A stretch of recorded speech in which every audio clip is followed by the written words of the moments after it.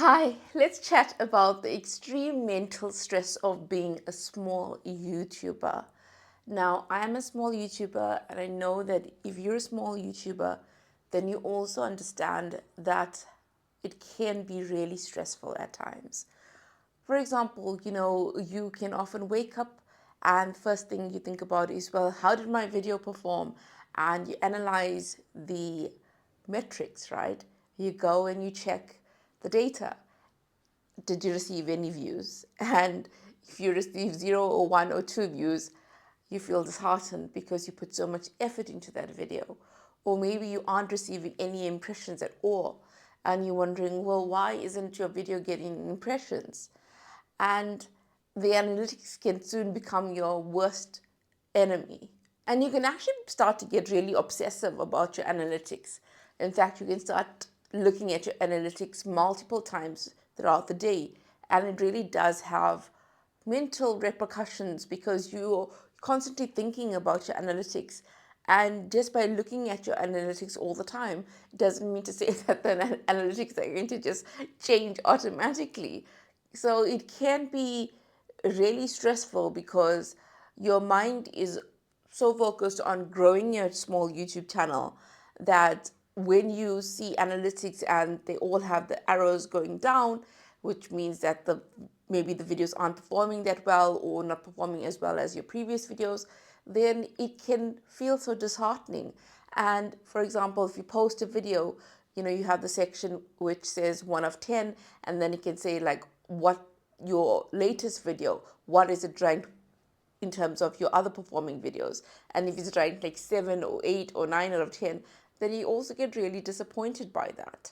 And as a small YouTuber, you also have the constant pressure to create new videos because everybody says consistency is key, which it is. So you know that if you don't post videos for a few weeks, then you aren't at the top of your audience's mind. They may go to another channel and view content and they may stop watching your content.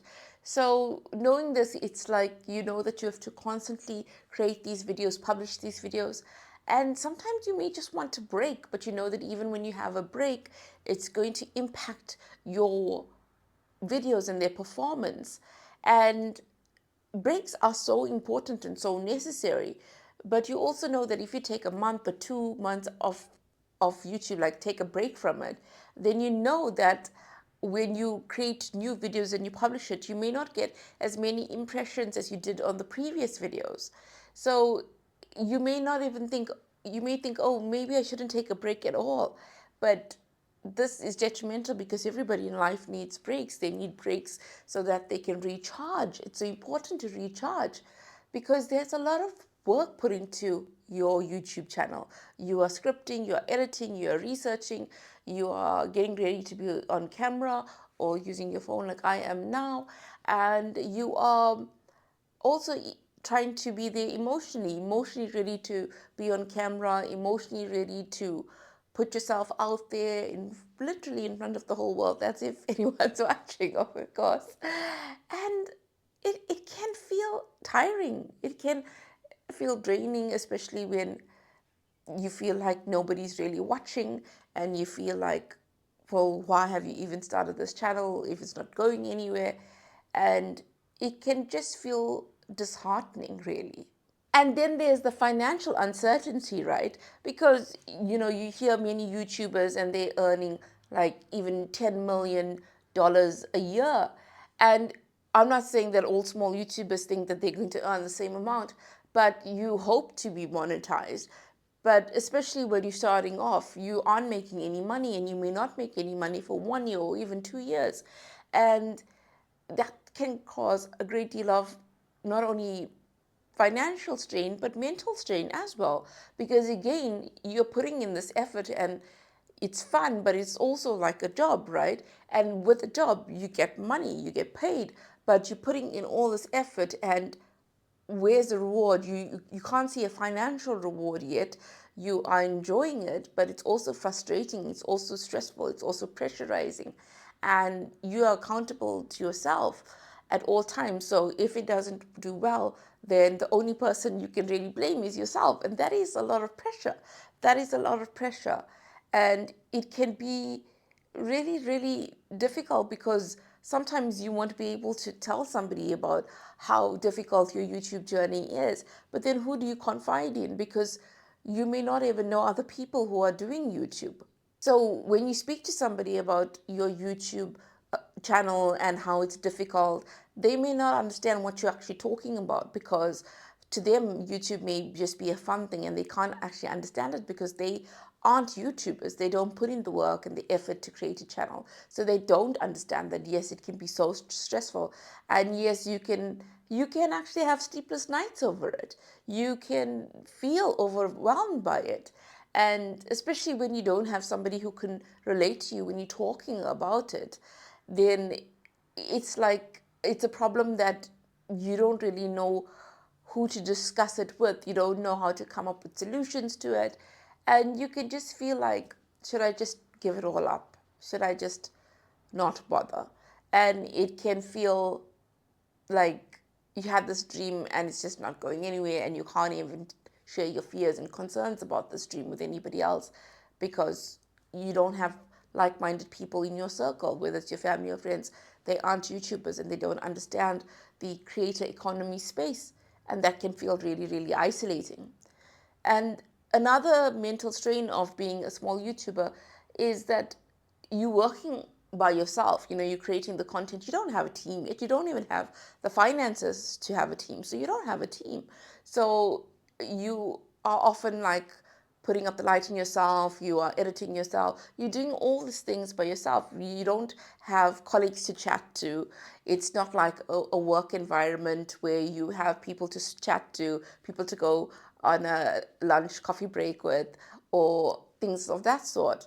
So it can feel very, very isolating because a lot of the time you're just spending online with a laptop and not really interacting with many human beings in a physical sense, where you're chatting to somebody in a physical sense and you are making those connections and you are enjoying time together.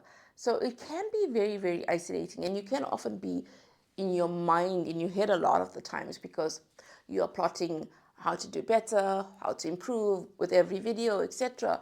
And sometimes it stops you from actually being present, and it stops you from enjoying the things around you because you're so fixated on getting monetized, getting to that next outcome that you so badly, badly desire, that it can feel like you are living for the future, the future when your YouTube channel really performs well, instead of seeing it as, let me enjoy these little milestones. Because it's like, well, how can I enjoy it when I'm stressed out about it? How can I enjoy it when I I'm putting in so much effort but I do not see the rewards of it? Can feel like it can feel like everybody else is winning on YouTube and you're not winning. You can start feeling like that. You can start feeling like, maybe I'm not supposed to be a YouTuber. You can start having imposter syndrome about it. You may think that, well, those people can do it, but I can't do it. What's wrong with me? You may start having all these thoughts about it. And, once you have negative thoughts around things, you start to have more negative thoughts around it. And then your mental health, again, takes an impact. And then you even start comparing yourself to other bigger YouTubers or people who are in your niche and are like really doing well. And you start to think, well, they are doing it, but I'm not doing it. And then there's something definitely wrong with me. And maybe, yes, maybe you do need to improve your videos in certain ways, but you stop seeing it as something that can be improved upon, but you rather see it as something that is fixed and cannot be changed. And then there's dealing with negative feedback. Sometimes you may get maybe one comment only on your video, and it's a negative comment from a person will say it's a troll, right? But it still hurts your feelings because here you are putting in all this effort into creating your channel, into increasing the number of views per video, in trying to make this YouTube channel work, and then you get somebody who's really negative, and that may even crush your spirits even more, because here you are trying your very, very best. You're trying to really, really move forward, and somebody said something so negative, and it may not even be true. It may not have any truth in it, but because you are feeling so low, you can actually start to believe what they are saying about you, which you really shouldn't. But it's like it's like sometimes when your spirits are so low and somebody says something negative about you, it kind of triggers you to making yourself feel even more depressed. So it can be really, really mentally taxing because as a small YouTuber, you put aside your fear to create this channel. You put aside all your doubts and uncertainty. And then you are putting in so many hours of work into this channel of yours. You're putting months of effort, sometimes even years of effort, and you're just not seeing results. You're just not seeing anything that you can feel good about. And it can feel really disheartening. I mean, I'm usually an upbeat, optimistic person, but I know that YouTube can also be really mentally taxing. I have experienced that myself.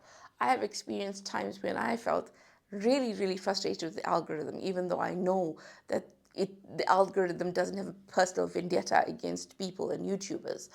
But sometimes you can feel like that. Sometimes you feel like you're up against this whole YouTube thing. You know, you're a YouTuber, but you're up against it. You feel like you're not working with it, but you feel like you're up against it. And it can feel really terrible. It can feel awful. It can feel like you don't know how to win as a YouTuber. And, it can really affect you because it can affect you in such a way that you think, oh, do I want to create content? You can feel so demotivated by it. And then it's like the fear of failure, right? You start to fear this even more because it feels like your YouTube channel is not going anywhere and that you feel like a failure. You feel like, why did you even bother?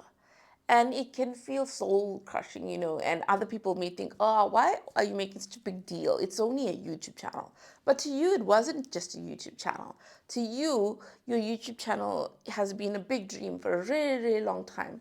And you really felt that you could make it. And then you just feel crappy. You feel crappy about being a YouTuber. You feel crappy about your own videos. So, yes, I am normally very, very optimistic, but these are some of the thoughts that I sometimes think during my whole YouTube journey.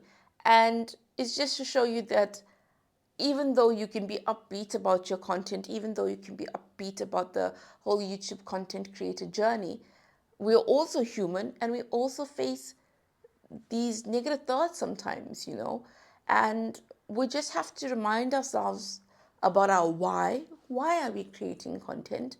And to remind ourselves that, yes, if we do improve with every video, eventually we will see results. We just don't know what the timeline is.